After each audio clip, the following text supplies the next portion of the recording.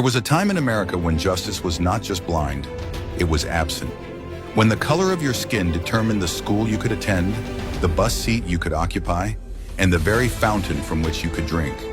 But in the face of injustice, ordinary people became extraordinary heroes.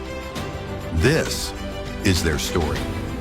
Imagine walking into a restaurant, hungry, tired, and being told you can't sit at a table because of the color of your skin. Imagine stepping onto a bus and being forced to the back, no matter how much you've paid, no matter how much you've contributed to this country.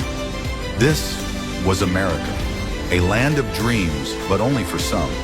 The civil rights movement was not born out of convenience. It was born out of necessity, a necessity fueled by centuries of oppression, segregation, and humiliation. For Black Americans, freedom was a word written on paper, but denied in practice. In the 1950s and 60s, Black Americans were told where they could live, where they could eat, where they could sit. But what they were really being told was where they stood in society, beneath, lesser, unworthy. But how do you tell a mother that her child deserves less? How do you tell a young boy that no matter how hard he works, no matter how bright he shines, he will always be seen as a shadow? In 1955, the brutal murder of a 14-year-old boy named Emmett Till sent shockwaves across the nation. His mother, Mamie Till Mobley, made the courageous decision to have an open casket funeral so the world could see what racism had done to her child. America could no longer look away. The Civil Rights Movement, 1950s to 1960s, was a pivotal period in American history during which African Americans and their allies fought to end racial segregation, discrimination, and disenfranchisement.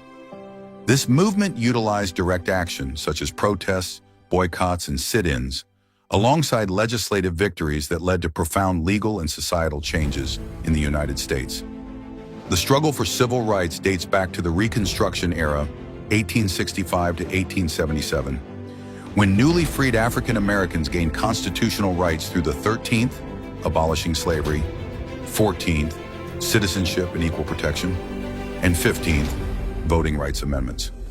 However, by the late 19th and early 20th centuries, Jim Crow laws enforced racial segregation across the South, and voter suppression tactics, like literacy tests and poll taxes, kept Black citizens disenfranchised. The early 20th century saw groundwork laid for the modern civil rights movement by groups such as NAACP, National Association for the Advancement of Colored People, 1909, advocated for legal challenges against segregation. Brotherhood of Sleeping Car Porters, 1925, led by A. Philip Randolph, it became one of the first successful Black labor unions. World War II, 1939 to 1945. Black veterans returned home demanding equal rights after fighting for democracy abroad. After the Civil War, 1861 to 1865, the United States faced the challenge of rebuilding and addressing the status of formerly enslaved African Americans.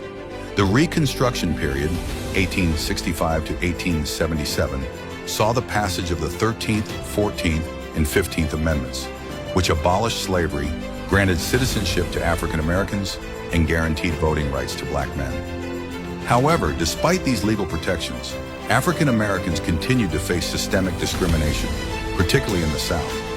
By the late 19th century, Jim Crow laws were enacted across southern states to enforce racial segregation in public facilities, schools, transportation, and more. These laws were upheld by the landmark Plessy versus Ferguson, 1896 decision, in which the Supreme Court ruled that racial segregation was constitutional under the separate but equal doctrine. This decision legitimized segregation for decades, leading to the widespread establishment of separate and unequal educational systems for Black and white students. These cases laid the groundwork for the National Association for the Advancement of Colored People, NAACP, and its Legal Defense Fund, led by Thurgood Marshall, to mount a direct challenge against segregation in primary and secondary education. The ruling overturned Plessy versus Ferguson, 1896, and declared school segregation unconstitutional under the 14th Amendment's Equal Protection Clause. However, the court did not establish an immediate desegregation plan, leading to Brown II, 1955, which called for desegregation with all deliberate speed. Courage has many faces. For Rosa Parks, it was a refusal to give up her seat on a bus in Montgomery. For the Little Rock Nine, it was walking through a hostile mob just to attend school. For Dr. Martin Luther King Jr., it was standing before thousands, preaching love in the face of hate. But freedom is never free. It comes at a cost. The price? Blood, sweat, tears, sacrifice, bombs in churches where little girls prayed, bullets fired at leaders who dared to dream. The weight of oppression crushed many, but it did not destroy the movement. The Montgomery bus boycott was a pivotal event in the civil rights movement, marking one of the first large-scale protests against racial segregation in the United States. It lasted 381 days and led to a landmark Supreme Court decision that declared segregation on public buses unconstitutional. The boycott also elevated Dr. Martin Luther King Jr. as a national civil rights leader. Since the late 19th century, Southern states enforced Jim Crow laws, mandating racial segregation in public facilities, including buses. In Montgomery, Alabama, black passengers were required to sit at the back of the bus, had to give up their seats if white passengers needed them, entered the bus from the front to pay, but often had to re-enter through the back door. Before 1955, black activists had already challenged bus segregation. Irene Morgan versus Virginia, 1946. The Supreme Court ruled that segregation on interstate buses was unconstitutional, but this did not apply to local transit. Sarah Keyes versus Carolina Coach Company, 1955. The Interstate Commerce Commission ruled against segregated seating on interstate buses, but enforcement remained weak. In Montgomery, Claudette Colvin, a 15-year-old black girl, refused to give up her seat to a white passenger in March of 1955, months before Rosa Parks. However, civil rights leaders did not use her case for a legal challenge due to her age and circumstances. She became pregnant out of wedlock, which they feared would undermine the movement. On December 1st, 1955, Rosa Parks, a 42-year-old seamstress and NAACP secretary, boarded a Montgomery bus after work. When the bus filled up, the driver James Blake ordered Parks and 3 other black passengers to give up their seats for white riders. Parks refused and was arrested for violating Montgomery's segregation laws. Contrary to popular belief, Parks was not simply tired. She was a seasoned activist who had worked on civil rights cases before. When she refused to give up her seat, she was saying, "Enough. Enough fear. Enough injustice. Enough silence." She was jailed and fined $10 plus $4 in court fees. Civil rights leaders, including E.D. Nixon, saw her arrest as the ideal test case for challenging segregation. Following Parks's arrest, Joanne Robinson of the Women's Political Council, WPC, and E.D. Nixon of the NAACP quickly mobilized the black community. Leaflets were distributed urging black residents to boycott Montgomery buses on December 5th, the day of Parks's trial. Black churches, a central part of the community, helped spread the message. On December 5th, about 40,000 black residents, the majority of Montgomery's black bus riders, avoided using buses. Formation of the Montgomery Improvement Association, MIA. That evening, black leaders met at Holt Street Baptist Church and created the Montgomery Improvement Association, MIA, to lead the boycott. They elected a 26-year-old Martin Luther King Jr. as president. King's charisma and powerful speeches inspired the community to continue the protest. With no access to buses, black residents used carpools. Black drivers gave free rides to boycott participants. Taxis. Black-owned taxi companies charged only 10 cents per ride, the same as the bus fare. Walking. Many walked miles to work or school daily. White resistance and retaliation. Montgomery's white leadership fought back. Police harassed carpool drivers, issuing excessive traffic tickets. Insurance companies canceled policies for car owners assisting boycotters. Violence O. King's home was bombed on January 30th, 1956, while his wife and baby daughter were inside. O.E.D. Nixon's home was also attacked. Despite these threats, King urged nonviolence, stating, "We must meet hate with love." Legal challenge and Supreme Court ruling. While the boycott continued, 4 black women, Aurelia Browder, Susie McDonald, Claudette Colvin, and Mary Louise Smith, filed a lawsuit, Browder versus Gale, challenging bus segregation. On June 5, 1956, a federal district court ruled that Montgomery's bus segregation laws were unconstitutional under the 14th Amendment's Equal Protection Clause. Montgomery officials appealed to the U.S. Supreme Court, which upheld the lower court's decision on November 13, 1956. On December 20, 1956, the Supreme Court's ruling was enforced, and Montgomery buses were officially desegregated. On December 21, 1956, Rosa Parks and Martin Luther King Jr. rode the newly integrated Montgomery buses in a symbolic victory. The Montgomery bus boycott, 1955 to 1956, was a watershed moment in American history. It demonstrated the power of nonviolent resistance, forced national attention on segregation, and paved the way for future civil rights victories. Through courage, sacrifice, and strategic activism, ordinary people transformed the fight for racial justice into a national movement. Imagine the courage of a child walking past an angry crowd simply to go to school. Imagine the fear. And yet, they walked forward, step by step, because education was their right, because dignity was their right, because freedom was their right. The Little Rock Nine were a group of 9 black students who, in September 1957, integrated Little Rock Central High School in Arkansas, facing violent resistance. Their efforts tested the Brown versus Board of Education 1954 ruling, which declared school segregation unconstitutional. This crisis forced President Dwight D. Eisenhower to intervene, marking a significant moment in the civil rights movement. The Little Rock School Board initially agreed to a gradual integration plan, beginning with Central High School in September 1957. Governor Orville Faubus, a staunch segregationist, opposed this and warned of possible violence.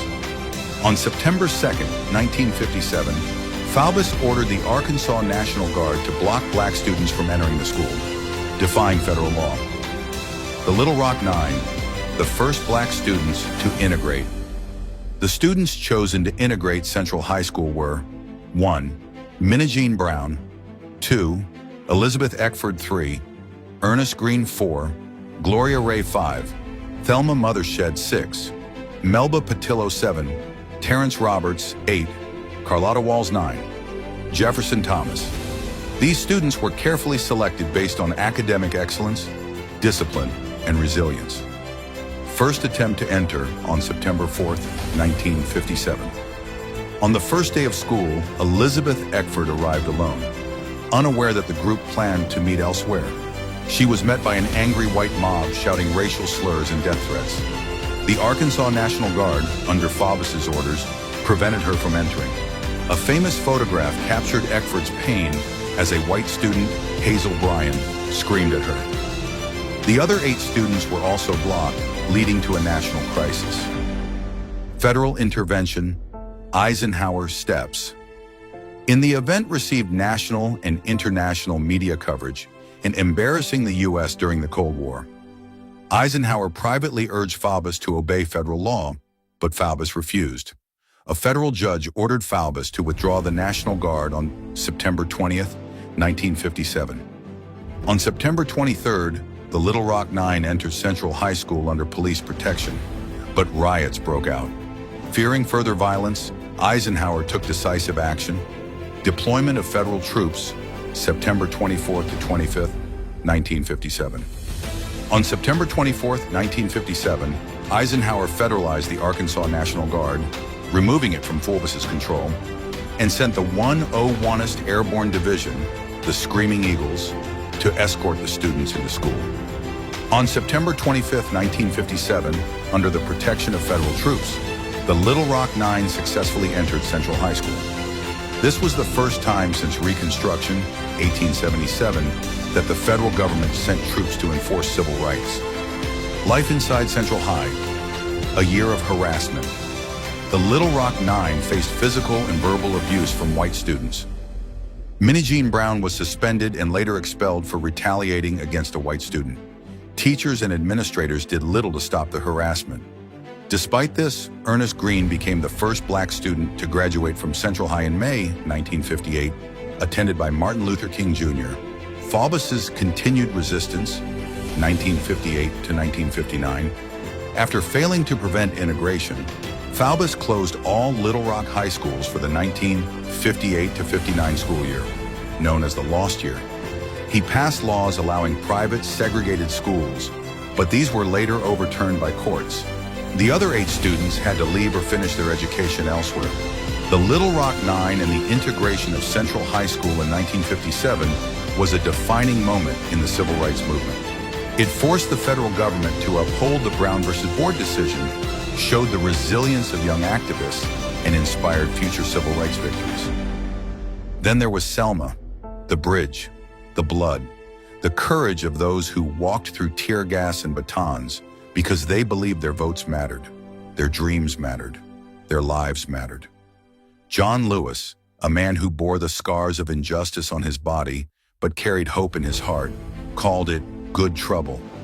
And it was good trouble that changed the world. Sit-ins and freedom rides, 1960 to 1961. The sit-ins and freedom rides were pivotal nonviolent protests during the civil rights movement aimed at challenging racial segregation in public facilities. These actions helped pressure the federal government to enforce desegregation laws, inspired mass participation in the movement, and marked a shift toward more direct activism. The Greensboro Sit-In, February 1st, 1960. On February 1st, 1960, 4 black college students from North Carolina A&T University, Ezel Blair Jr., later Jabril Kazan, Franklin McCain, Joseph McNeil, and David Richmond, entered a whites-only Woolworth's lunch counter in Greensboro, North Carolina, and refused to leave after being denied service. The students sat peacefully for hours, returning the next day with more students. The sit-in movement quickly spread across the South, with protests in Nashville, Atlanta, and beyond.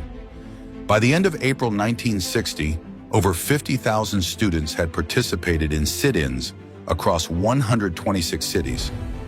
Many protesters were arrested, beaten, and harassed, but their commitment drew national attention. Impact of the sit-ins forced businesses to reconsider segregation policies due to economic pressure. Inspired the creation of the Student Nonviolent Coordinating Committee, SNCC, in April 1960, led by John Lewis, Diane Nash, and James Lawson, which played a key role in future protests. Helped lead to the Civil Rights Act of 1964, which banned segregation in public places. Freedom rides, testing interstate bus desegregation, 1961.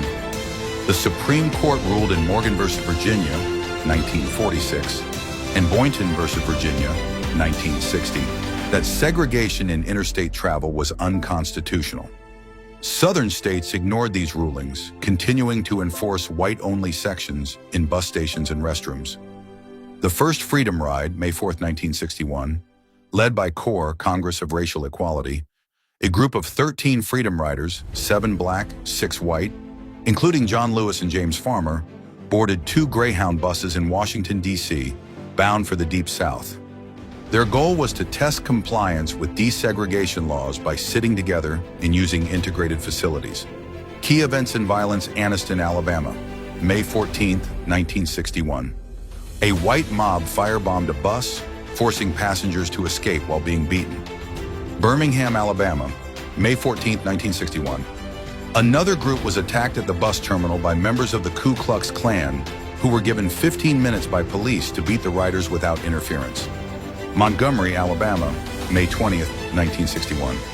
A large white mob attacked Freedom Riders upon arrival. Attorney General Robert Kennedy had to send federal marshals to restore order. Interracial groups of activists rode buses into the Deep South to challenge segregation. Among them was Diane Nash, a fearless organizer who played a major role in continuing the rides, even after initial participants were brutally attacked. She coordinated efforts from the Student Nonviolent Coordinating Committee, SNCC. James Zwerg, a white activist, was severely beaten in Montgomery, Alabama, showing that allies also suffered violence in the fight for equality. The riders persist. Despite violent attacks, new Freedom Riders, including SNCC members, continued the journey. By late May 1961, under national pressure, the federal government intervened to protect riders. Attorney General Robert Kennedy ordered the Interstate Commerce Commission to enforce bus desegregation. By November 1961, segregation signs were removed from bus terminals nationwide. The Sight-Ins and Freedom Rides, 1960 to 1961, were defining moments in the civil rights movement, proving that nonviolent direct action could challenge and dismantle segregation.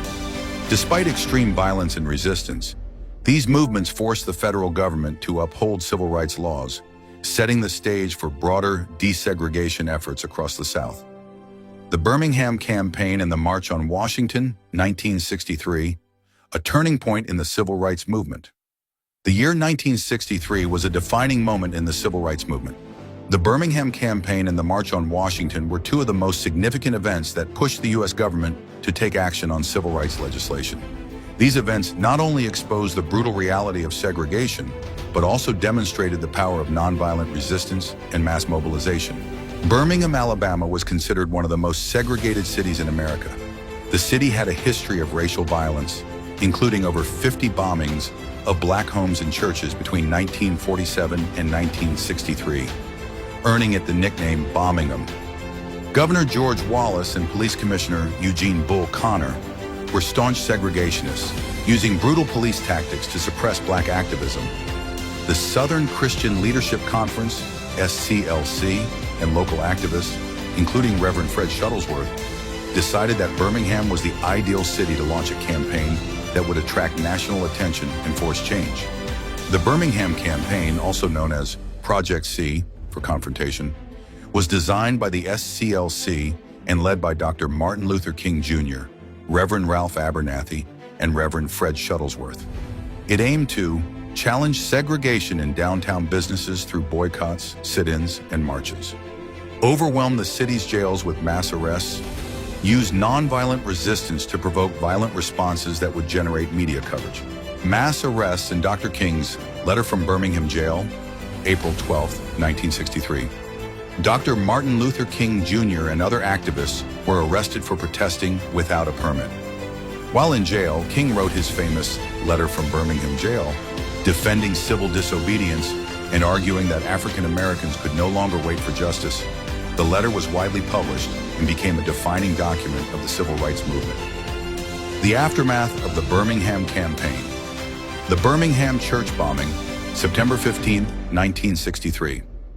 4 black girls, Addie Mae Collins, Cynthia Wesley, Carol Robertson, and Denise McNair, were killed when the Ku Klux Klan bombed the 16th Street Baptist Church. The campaign pressured President John F. Kennedy to propose stronger civil rights legislation, leading to the Civil Rights Act of 1964. The March on Washington for Jobs and Freedom, August 28, 1963. The March on Washington for Jobs and Freedom was one of the most significant civil rights demonstrations in American history. It brought together a broad coalition of activists advocating for civil rights, economic justice, and an end to racial discrimination. The idea for the march. The idea for a mass demonstration in Washington, D.C. originated with A. Philip Randolph, a veteran civil rights and labor leader. Randolph had previously proposed a march on Washington in 1941 to protest discrimination in wartime industries, but it was canceled after President Franklin D. Roosevelt issued Executive Order 8802, banning racial discrimination in defense jobs.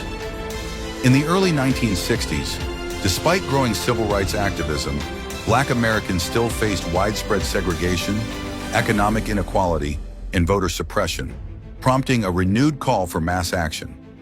Goals of the march had 2 primary demands. 1. Passage of a strong civil rights bill, which became the Civil Rights Act of 1964. 2. Economic justice, including fair wages, equal job opportunities, and a federal jobs program to combat unemployment. Other demands included desegregation of public schools, a minimum wage increased to $2 per hour, equivalent to about $19 today, comprehensive voting rights protections. Organizing the march despite victories like Birmingham, segregation and discrimination persisted. Black leaders wanted to pressure Congress and President Kennedy to pass a civil rights bill. The march was organized by the Big Six civil rights leaders. 1. Dr. Martin Luther King Jr., SCLC. 2. John Lewis, SNCC. 3. James Farmer, CORE. 4. A. Philip Randolph, Brotherhood of Sleeping Car Porters. 5. Whitney Young, National Urban League. 6. Roy Wilkins, NAACP. Other key organizers included Bayard Rustin, a key strategist who coordinated logistics; Mahalia Jackson, a gospel singer who played a role in inspiring Martin Luther King's famous speech. Despite ideological differences, these leaders united for a common cause, making the march a symbol of solidarity. The march, August 28, 1963. On August 28, 1963, over 250,000 people gathered in Washington, D.C., making it the largest civil rights demonstration in U.S. history at the time. The atmosphere. The crowd was racially diverse, including black and white activists, students, labor union members, religious groups, and celebrities. Many carried signs demanding racial justice, jobs, and equal rights. Protesters marched from the Washington Monument to the Lincoln Memorial in a peaceful and organized manner. The event featured speeches and musical performances. Martin Luther King Jr., I Have a Dream speech. Dr. King was the final speaker of the day. His speech called for racial harmony, equality, and an end to discrimination. The famous lines, "I have a dream," were not originally in the speech. Mahalia Jackson, from the crowd, urged him to tell them about the dream, inspiring him to improvise the historic passage. John Lewis, SNCC speech. John Lewis, a 23-year-old SNCC leader, originally planned to give a fiery speech criticizing the slow pace of government action. Under pressure from organizers, he toned it down but still demanded immediate civil rights reforms. The March on Washington for Jobs and Freedom was a landmark moment in the civil rights movement. It showcased the unity, strength, and determination of activists fighting for racial and economic justice. The march directly influenced the passage of the Civil Rights Act of 1964 and remains a symbol of the ongoing struggle for equality and justice in America. The Civil Rights Act of 1964 was a landmark piece of legislation that outlawed racial segregation and discrimination in public places, schools, and employment. It was a culmination of decades of activism and legal battles against racial inequality in the United States. President John F. Kennedy, JFK, was originally proposed the Civil Rights Act in June 1963 after the Birmingham protests and school integration conflicts. He was assassinated in November 1963 before the bill was passed. President Lyndon B. Johnson, LBJ, took over after JFK's assassination and made civil rights a top priority. Used his political skills to push the bill through a reluctant Congress. Philip Randolph, labor leader and civil rights activist. One of the earliest and most influential black labor leaders in the U.S., founded the Brotherhood of Sleeping Car Porters, 1925, the first African-American labor union to gain significant power. Advocated for economic justice and fought discrimination in employment.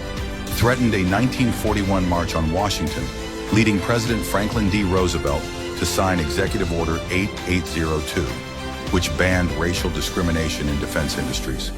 Helped organize the March on Washington for Jobs and Freedom, 1963, alongside MLK. Roy Wilkins, 1901-1981. NAACP leader and legal strategist, executive secretary, later director of the NOYLO-ACP, National Association for the Advancement of Colored People, from 1955 to 1977. Advocated for legal challenges to segregation, helping to win Brown v. Board of Education, 1954. Helped lobby Congress and President Lyndon B. Johnson for the Civil Rights Act of 1964. Played a moderate role in the movement, pushing for legislative change rather than direct action protests. Hubert Humphrey, 1911 to 1978. Senate champion for civil rights. A leading Democratic senator from Minnesota and later vice president, 1965 to 1969. One of the strongest pro-civil rights voices in Congress, dating back to his 1948 speech at the Democratic National Convention, where he urged the party to embrace civil rights. As Senate Majority Whip, he helped break the 75-day filibuster against the Civil Rights Act in 1964. Worked closely with President Johnson to secure bipartisan support for the bill. Everett Dirksen, 1896 to 1969, Republican Senate leader and key ally Republican Senate Minority Leader from Illinois, who helped pass the Civil Rights Act, despite resistance from Southern Democrats. His support was crucial in getting Republican votes to break the filibuster. Gave a famous speech urging his colleagues to pass the bill, saying, "Stronger than all the armies is an idea whose time has come." Also helped pass the Voting Rights Act of 1965. The struggle to pass the act passing the Civil Rights Act was not easy due to Southern opposition in Congress. Filibuster in the Senate, Southern Democrats launched a 75-day filibuster led by Senator Richard Russell of Georgia. Senate Majority Leader Hubert Humphrey and Senate Minority Leader Everett Dirksen built a bipartisan coalition to break the filibuster. The bill finally passed on June 19, 1964, after 83 days of debate. Johnson's role LBJ used his influence and political strategy to persuade Congress, saying, "We shall overcome." Signed the bill into law on July 2, 1964, in a televised ceremony. The Civil Rights Act of 1964 was one of the most significant pieces of legislation in U.S. history. It dismantled legalized segregation, expanded economic opportunities, and paved the way for future civil rights advancements. However, the fight for racial equality and social justice continues today, as disparities in education, policing, voting rights, and economic opportunity remain key issues. The Selma to Montgomery marches of 1965 were defining moments in the struggle for civil rights in the United States. These marches highlighted the brutal oppression of black voters in the South and forced the federal government to take decisive action. The Voting Rights Act of 1965, signed into law by President Lyndon B. Johnson, marked one of the most significant legislative victories in the civil rights movement. While the contributions of Martin Luther King Jr., John Lewis, and Lyndon B. Johnson are widely recognized, many grassroots activists, women leaders, and lesser-known figures played crucial roles in these events. Even after the Civil Rights Act of 1964 ended legal segregation, Black Americans were still largely disenfranchised in the South. Local officials used literacy tests, poll taxes, intimidation, and violence. Arbitrary good character requirements. In Selma, Alabama, only 2% of eligible black voters were registered due to such restrictions. Voting rights activists, including SNCC, Student Nonviolent Coordinating Committee, and SCLC, Southern Christian Leadership Conference, focused on Selma because of its entrenched racism and resistance to black voter registration. Sheriff Jim Clark, a militant segregationist, used extreme force to suppress the movement. While Martin Luther King Jr. was the national face of the movement, many local activists and lesser-known leaders were instrumental in making the Selma marches successful. 1. Amelia Boynton Robinson, 1911-2015, the backbone of Selma's movement. Longtime voting rights activist in Selma, she had been fighting for black voter registration since the 1930s. Her home was a central meeting place for civil rights strategists. On Bloody Sunday, March 7, 1965, she was beaten unconscious on the Edmund Pettus Bridge. A photograph of her collapsed on the ground became one of the most iconic images of the movement. 2. Jimmy Lee Jackson, 1938-1965, the martyr that sparked the marches. A young deacon and activist who was shot by an Alabama state trooper during a protest on February 18, 1965. He was protecting his mother and grandfather from police brutality. His death outraged activists and inspired the Selma to Montgomery marches. 3. Marie Foster, 1917-2003, the mother of voting rights in Selma. A local teacher who ran voter registration workshops, teaching black citizens how to pass literacy tests. She trained hundreds of black voters before the marches, risked her life to lead voter education efforts despite constant threats. 4. Reverend James Reeb, 1927-1965, a white clergyman who became a martyr, a white Unitarian Universalist minister from Boston who joined the movement after seeing the violence of Bloody Sunday, attacked by white supremacists in Selma on March 9, 1965, and later died from his injuries. His murder sparked national outrage, pressuring the government to act. 5. Viola Liuzzo, 1925-1965, the white housewife who gave her life. A Detroit mother of 5 who traveled to Selma to support voting rights efforts. On March 25, 1965, after the final march, she was shot and killed by the Ku Klux Klan while driving black marchers back to Selma, the only white woman murdered during the movement. The FBI, led by J. Edgar Hoover, tried to smear her reputation, falsely claiming she was involved in inappropriate behavior. Key events: the 3 Selma to Montgomery marches. The marches were not a single event, but a series of 3 attempts to march 54 miles from Selma to Montgomery, Alabama's capital. First attempt, Bloody Sunday, March 7, 1965. 600 peaceful marchers left Selma for Montgomery, led by John Lewis and Hosea Williams.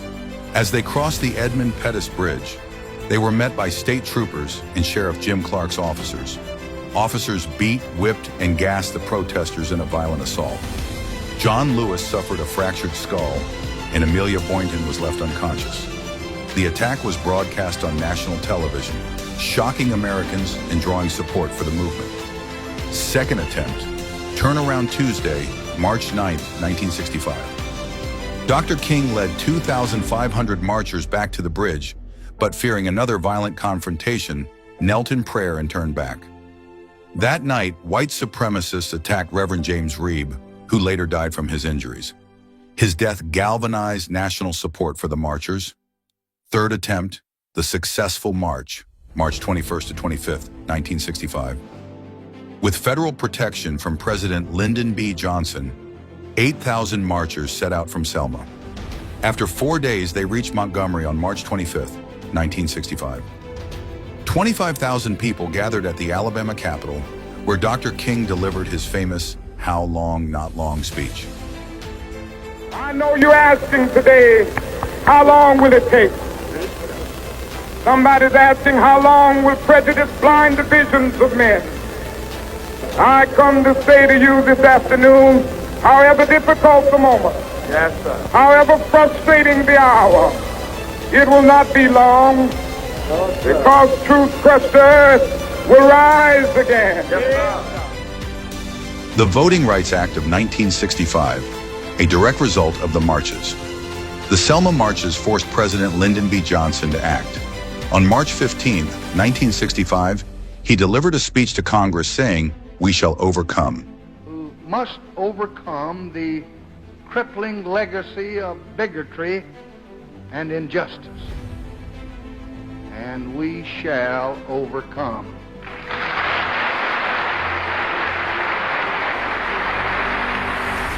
Key provisions of the Voting Rights Act, signed on August 6, 1965, banned literacy tests and other discriminatory voter registration practices.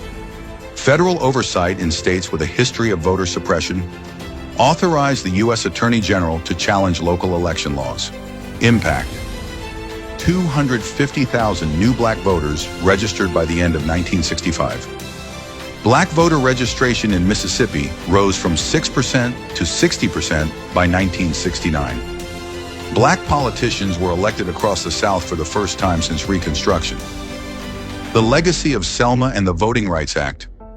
The Selma marches demonstrated the power of nonviolent resistance and forced America to confront the reality of racial injustice. However, the fight for voting rights continues today. The Selma to Montgomery marches changed history. They were not just led by Martin Luther King Jr., but by ordinary people, black and white, who risked everything for democracy. Figures like Amelia Boynton Robinson, Jimmy Lee Jackson, Marie Foster, Viola Liuzzo, and Reverend James Reeb played pivotal roles yet are often overlooked. Their footsteps echo into today. The civil rights movement did not end, it evolved. Because racism did not disappear, it simply changed its disguise. Voter suppression, mass incarceration, systemic inequality. The fight is not over, but neither is the dream, a dream that lives on in every voice that speaks up, in every hand that votes, in every person who stands against hate. We are the legacy of those who marched, and we must continue the journey. Fair Housing Act, 1968. The Fair Housing Act of 1968 marked a major legislative step toward ending discrimination in housing, a sector long plagued by systemic inequality. Enacted in the wake of Martin Luther King Jr.'s assassination, the law sought to dismantle practices that perpetuated segregation and economic disparities, fundamentally reshaping American neighborhoods. Despite advances with the Civil Rights Act of 1964, racial discrimination in housing remained rampant. Practices such as redlining, restrictive covenants, and biased lending policies ensured that African Americans and other minority groups were confined to segregated and under-resourced neighborhoods. Discriminatory housing policies had far-reaching consequences: limited access to quality education, jobs, and healthcare, entrenchment of poverty through generational wealth gaps, reinforcement of urban decay and suburban racial segregation.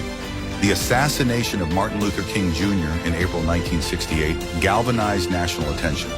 His vision of equality underscored the urgent need to address housing injustices as part of a broader struggle for civil rights. Key developments in legislative process. Drafting and debates.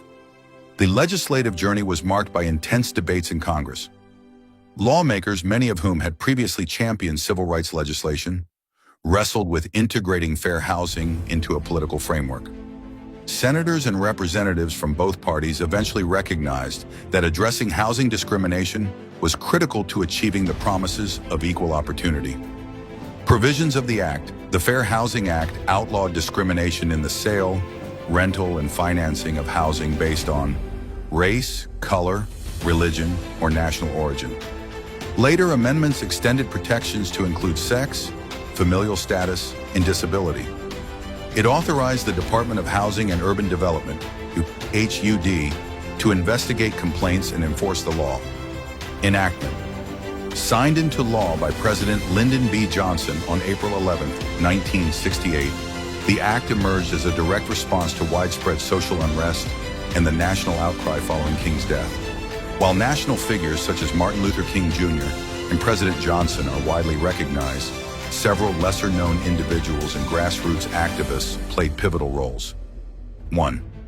Emanuel Celler, 1888 to 1981. Role: long-serving U.S. congressman and staunch advocate for civil rights. Contributions: instrumental in drafting housing legislation in Congress. Championed amendments that broadened the scope of the act to address discrimination beyond race and religion. His persistent advocacy helped bridge gaps between different political factions. 2. Leon Sullivan, 1921 to 2001. Role: civil rights leader and founder of the Opportunity Industrialization Centers. Contributions: worked to connect economic opportunity with civil rights. Advocated for fair housing as a necessary component of economic empowerment for African Americans. His community-based efforts and educational programs laid groundwork for understanding the link between housing and economic justice. 3. Local grassroots organizers and housing activists. Contributions across the country.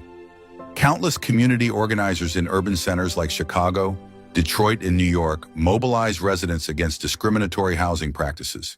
These local leaders organized protests, held community forums, and worked with local government officials to highlight inequities in housing policies. Their on-the-ground efforts provided the data, testimonies, and public pressure necessary to push Congress towards a legislative action. Women's leadership in housing activism.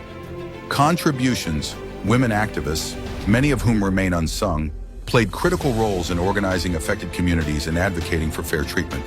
Their work in documenting abuses, offering legal support, and organizing community initiatives was vital in giving voice to those facing discrimination. These efforts not only influenced the drafting of the act, but also ensured its robust enforcement in local jurisdictions. The Fair Housing Act of 1968 remains a cornerstone of American civil rights legislation, addressing a critical facet of racial and economic injustice. While it is often discussed alongside more prominent events and figures, the Act's passage was the result of the relentless work of both national leaders and countless unsung heroes. From the legislative persistence of Emanuel Seller and the economic vision of Leon Sullivan, to the grassroots organizers and community leaders whose local efforts sparked national change. Their collective legacy is a testament to the power of coordinated action in the fight for justice and equality.